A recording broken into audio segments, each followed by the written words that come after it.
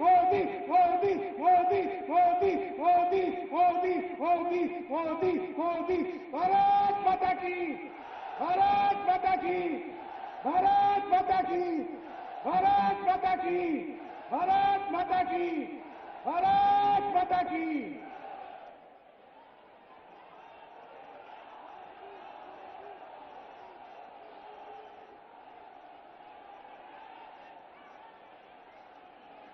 मंच पर विराजमान उत्तर प्रदेश के लोकप्रिय मुख्यमंत्री जी, इस चुनाव में भारतीय जनता पार्टी के सभी उम्मीदवार, मंच पर विराजमान सभी वरिष्ठ नेतागण और विशाल संख्या में पधारे हुए मेरे प्यारे भाई और बहनों,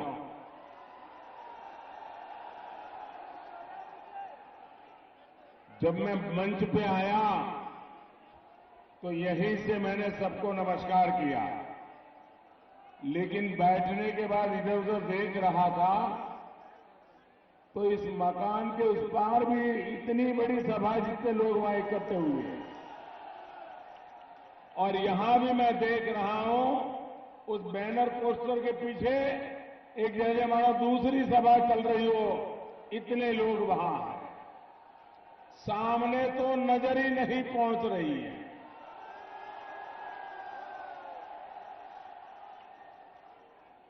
भाई बहनों, ये अद्भुत नजारा, ये आपका उमंग, ये उत्साह देश में जहां जहां जाने का मुझे मौका मिला है, 2014 में भी मैं यहीं आया था और उस समय मंच वहां था। इससे 1/4 लोग भी उस कार्यक्रम में नहीं थे। आज उससे भी 4 गुना लोग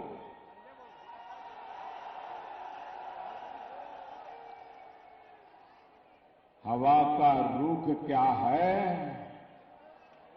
चुनाव का नतीजा तय हो चुका है।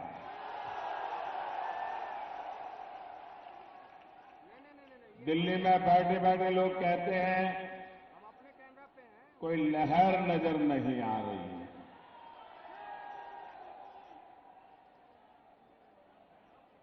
भाइयों बहनों, एयर कंडीशन कमरों में बैठ करके ये जनता जनार्दन के मिजाज को पहचाना नहीं जा सकता है जो मैं मेरे सामने देख रहा हूं। ये आपका उमंग, ये उत्साह आप सभी भाइयों बहनों का, एटा के सभी बहन भाइयों को आपके प्रधान सेवक का प्रणाम। आपका ये आशीर्वाद मुझे और हमारे सभी साथियों को हमेशा हमेशा ऊर्जा देता रहा है, देश के लिए समर्पित रहने की प्रेरणा देता रहा है। साथियों, मैं यूपी के उन सभी मतदाताओं का भी आभार व्यक्त करता हूं जिन्होंने पहले 2 चरणों में बड़ी संख्या में वोट डाला, और आपने देखा होगा 2 चरणों के मतदान के बाद जो लोग उछल उछल करके मोदी को गाली देते थे, उनका चेहरा इतना हो गया है, उनकी आवाज दब गई है। नींद उड़ गई है कि पहले 2 चरण में एक तरफा समर्थन, फिर एक बार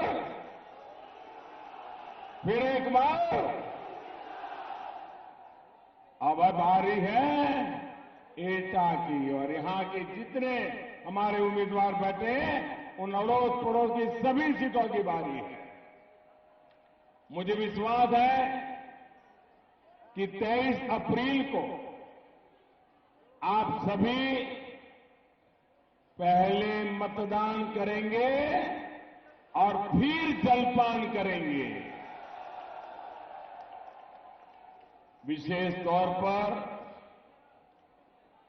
जो पहली बार वोट डालने वाले हैं, जो मेरे युवा साथी हैं, जो 21वीं सदी में पैदा हुए हैं और 21वीं सदी का भाग्य निर्धारित करने वाले हैं, जो पहली बार वोट दे रहे हैं, वो 5 साल के लिए सरकार चुनने के लिए नहीं, 21वीं सदी कैसी हो हिंदुस्तान की, उसका फैसला करने वाले हैं।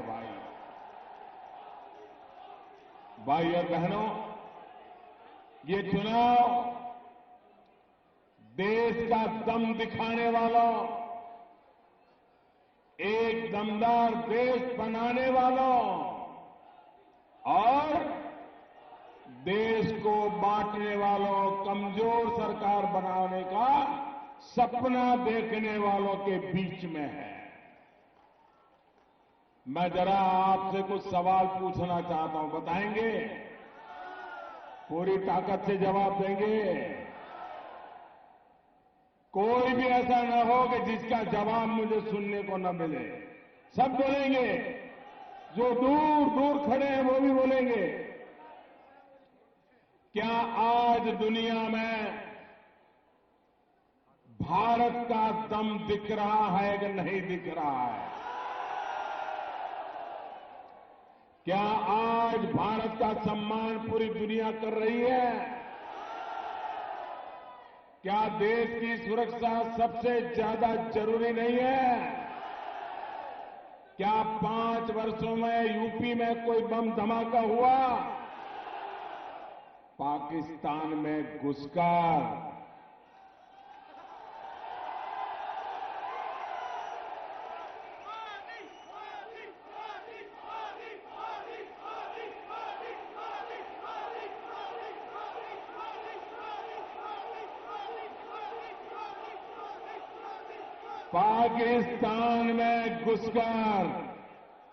आतंकियों को मारा।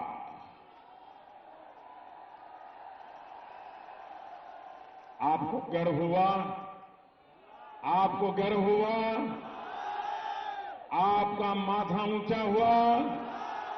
आपका सीना चौड़ा हुआ? आपको लगने लगा कि जैसे हमारा सैनिक वहां बम फेंक रहा था और आप यहां तालियां बजा रहे थे, खुशी हुई? आप मुझे बताइए, क्या देश को आतंकवाद से मुक्ति मिलनी चाहिए? आतंकवाद से मुक्ति मिलनी चाहिए। आतंकवाद खत्म होना चाहिए। आतंकवाद पूरी तरह नष्ट होना चाहिए। चुन चुन करके साफ करना चाहिए। ये काम कौन करेगा?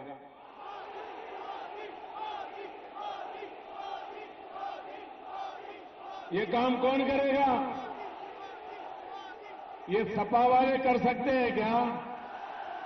कर सकते हैं क्या? बसपा वाले कर सकते हैं क्या? अरे दोनों मिलकर के भी आतंकवाद से जवाब ले सकते हैं क्या?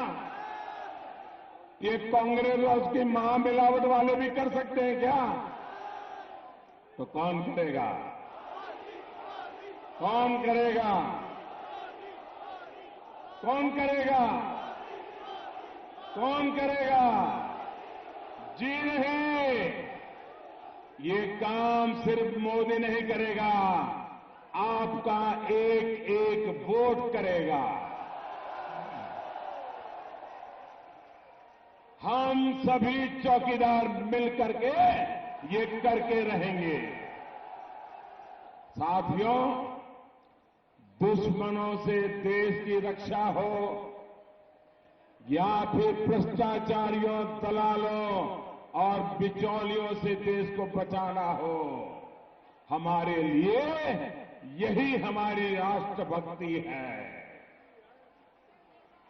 इसी राष्ट्रभक्ति, इसी राष्ट्रवाद की चौकीदारी हम सभी को करनी है। आपकी ताकत से यहां पर पहले ही खलबली मची हुई है। स्वार्थ की जो महामिलावट सपा बसपा ने की थी, उसकी क्या हालत है,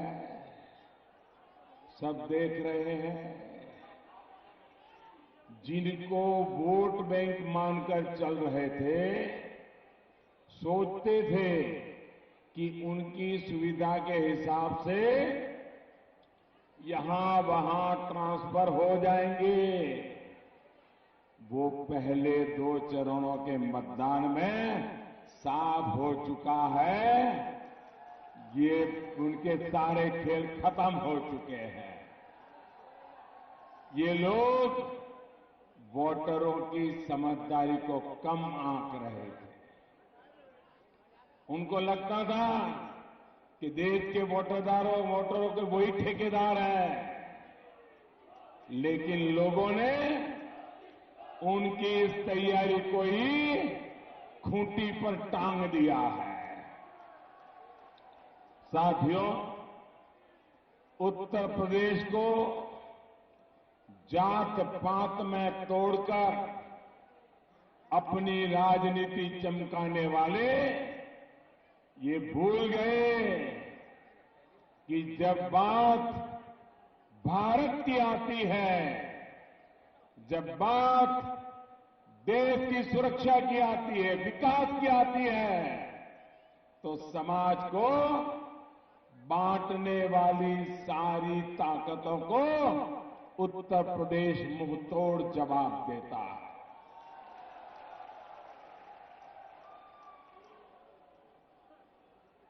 एक जमाना था, इंदिरा जी समेत सबको घर भेज दिया था। ये दोबारा वही माहौल बना है। ये महामिलावटी सबको उत्तर प्रदेश घर भेज देगा। उत्तर प्रदेश के लोग, कुछ लोगों के परिवारों के निजी स्वार्थ, उत्तर प्रदेश के लोग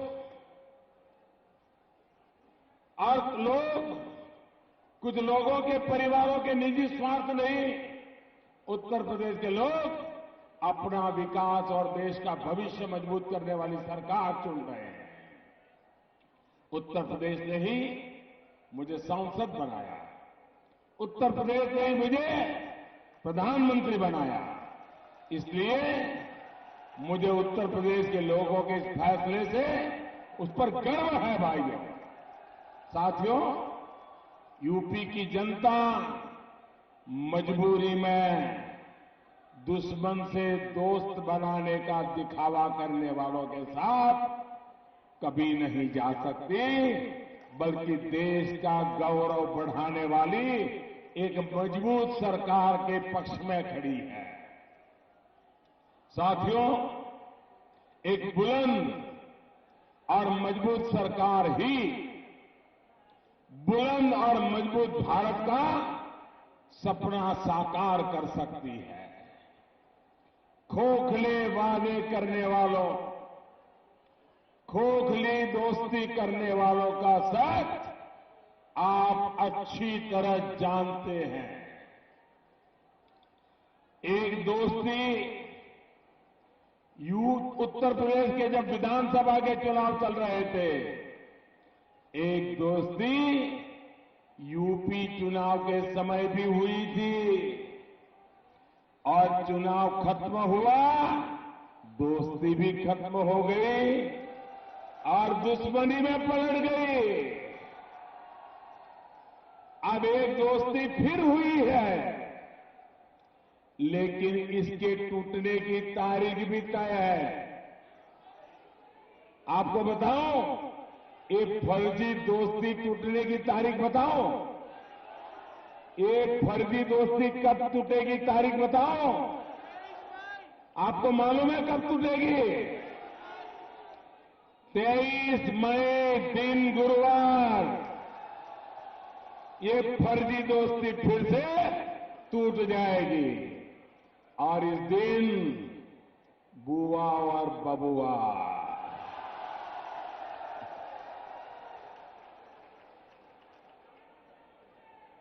ये बुआ और बबुआ जी अपनी दुश्मनी का पार्ट 2 शुरू कर देंगे।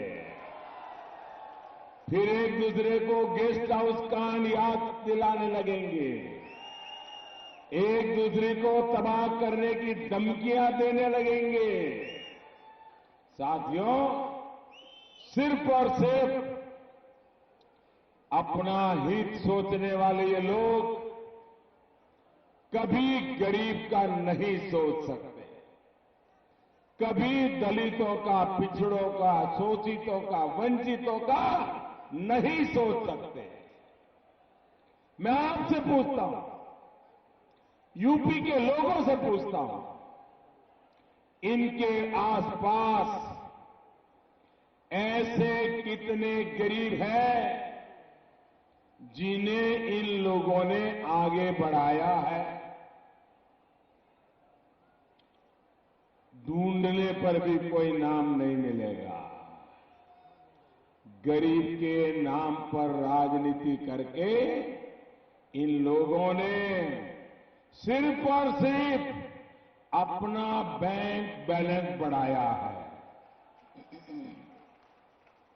साथियों, ये जो सारे महामिलावटी है, उनके काम करने का तरीका क्या रहा है, उसका मैं आपको एक और उदाहरण देता हूं। भाइयों और बहनों, देश के हर बेघर के पास अपना घर हो, हम इसके लिए निरंतर काम कर रहे हैं। लेकिन यहां यूपी में योगी जी के आने के पहले जो सरकार थी, जो खुद को समाजवादी बताते हैं, लोहिया जी का नाम बीच में 10 बार लेते हैं, लोहिया जी के नाम पर राजनीति करते हैं, उन्होंने गरीबों के घर बनाने की चिंता नहीं की। और ध्यान देते भी कैसे? वो तो सारा ध्यान अपने बंगले पर दिए हुए थे। हम दिल्ली से चिट्ठियां लिखते रहे कि जिन गरीबों के लिए घर बनवाने हैं उसकी लिस्ट भेज दिए, लेकिन वो अपने बंगले को विदेशी टाइलों, विदेशी फर्नीचर के उसके सजाने में जुटे थे। और हां, टोटियां भी तो सुना है बहुत शानदार लगवाई थी।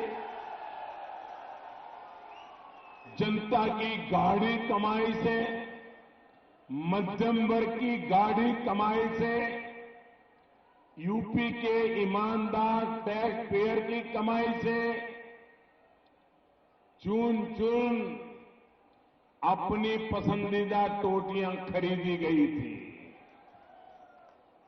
तो साथियों, हम दलितों के लिए, पिछड़ों के लिए, गरीबों के लिए, हर बेघर के लिए घर बनाने की लिस्ट मांग रहे थे, वो हमें टालते रहे। वो तो अच्छा हुआ कि आपने सबने मिलकर ये योगी जी की सरकार बनवा दी, वरना हम अब भी चिट्ठियां ही लिखते रहते। साथियों, योगी जी की अगुवाई में अब यहां घर बनाने की गति तेज हुई है। घर भी ऐसे जिसमें बिजली का कनेक्शन है, दूधिया बल्ब है, उज्ज्वला का गैस कनेक्शन है, शौचालय है। भाई और बहनों, प्रधानमंत्री आवास योजना के तहत 5 वर्ष में 1.5 करोड़ से अधिक घर गरीबों के लिए बनाए गए हैं। और जिनको अभी तक घर नहीं मिले हैं, उनको भी जल्द ही मिलेंगे, ये मैं विश्वास देता हूं। क्योंकि 2022 जब भारत की आजादी के 75 साल होंगे, 2022 तक हर गरीब के पास अपना पक्का घर हो, हम इस संकल्प पर काम कर रहे हैं। साथियों, सपा बसपा के सिर्फ झंडे अलग रहे हैं, नियत एक जैसी ही है।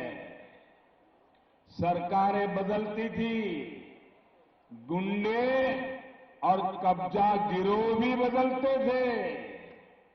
किसानों को, दुकानदारों को, व्यापारियों को लूटने का काम खुलेआम होता था। बुआ के समय हुआ भ्रष्टाचार और बबुआ के शासन में दलितों पर अत्याचार तो सबने देखा है। अब दलितों पर अत्याचार कौन करता था, मैं ये पूछ लूंगा तो बहन मायावती जी के लिए बहुत मुश्किल हो जाएगी। उन्हें अपने कठिन फैसले की फिर याद आ जाएगी। आखिर आज वोट भी तो उन्हीं अत्याचार करने वालों के लिए मांग रही है। भाइयों और बहनों, बहन जी भले भूल गई हो, लेकिन आपको याद होगा कि सपा के शासन के दौरान कानून व्यवस्था की स्थिति पूरे देश में चर्चा का विषय बनी हुई। समाजवादी गुंडों ने गरीब दलित की जमीन, मध्यम वर्ग की जमीन, उसके घर को कब्जाने का जो अभियान चलाया हुआ था, उसने न जाने कितने लोगों का जीवन बर्बाद कर दिया। मुझे बताया गया है, अपने ऐसे ही होनहार को समाजवादी पार्टी ने फिर से आपके बीच ला करके खड़ा किया है और बुआ भी दलितों का गरबा छीनने वालों का समर्थन कर रही है। वाकई मायावती जी, बहुत ही कठिन फैसला रहा आपका।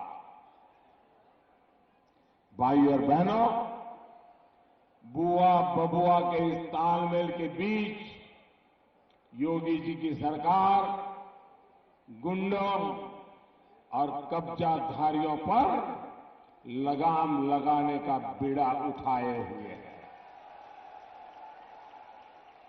जमीन कब्जाने वाले ऐसे अपराधियों के जेलीकरण के साथ साथ जमीनी के रिकॉर्ड का डिजिटलीकरण भी साथ ही किया जा रहा है।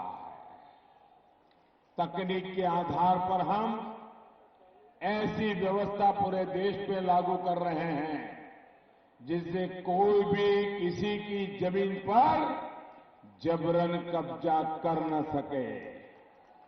भाई और बहनों, याद करिए उस दौर में बहन बेटियां कितनी असुरक्षित थी। हमारी बेटियों का कॉलेज जाना, स्कूल जाना तक मुश्किल हो गया। बहनों बेटियों के सम्मान और सुरक्षा की इनको कितनी चिंता रही है, ये पूरे देश ने कुछ दिनों पहले भी देखा है। मैं फिर कहूंगा, वाकई बहन जी, आपका फैसला बहुत कठिन है। इसकी निंदा तो छोड़िए, उन्हें ऐसे लोगों के लिए भी वोट मांगना पड़ रहा है। और इसलिए फिर आपको याद दिलाऊंगा, दोस्ती टूटने की तारीख मत भूलिएगा। कौन सी तारीख? कौन सी तारीख? याद करिए, कौन सी तारीख? 23 मई, गुरुवार। इधर फिर एक बार मोदी सरकार बनी, उधर दोस्ती टूटी। इन फर्जी दोस्ती वालों पर अपना वोट कोई बर्बाद नहीं करेगा, ये भी मैं जानता हूं। साथियों, यूपी में हो रही स्वार्थ की राजनीति से अलग भाजपा और एनडीए के हमारे साथी उत्तर प्रदेश के विकास के लिए पूरी ईमानदारी से काम कर रहे हैं। जो पीएम किसान योजना, इसका भी सबसे तेजी से और सबसे अधिक लाभ यूपी को ही हुआ है। यूपी उन प्रदेशों में है जहां करोड़ों किसान परिवारों को पहली और दूसरी किस्त का पैसा बैंक खाते में मिल चुका है। जिनको अभी किसी कारण से नहीं मिल पाया है, उनको भी बहुत जल्द मिल जाएगा। इतना ही नहीं, 23 मई को जब चुनाव परिणाम आएंगे, आप जब फिर एक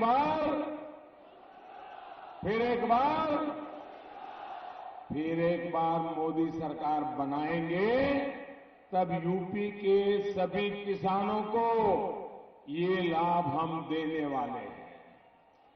5 एकड़ जमीन का नियम हम खत्म करने वाले हैं। इतना ही नहीं, जो छोटे किसान हैं, जो खेत में मजदूरी करने वाले लोग हैं, उनको 60 वर्ष की आयु के बाद हर महीना नियमित पेंशन की व्यवस्था भी हम करने वाले हैं।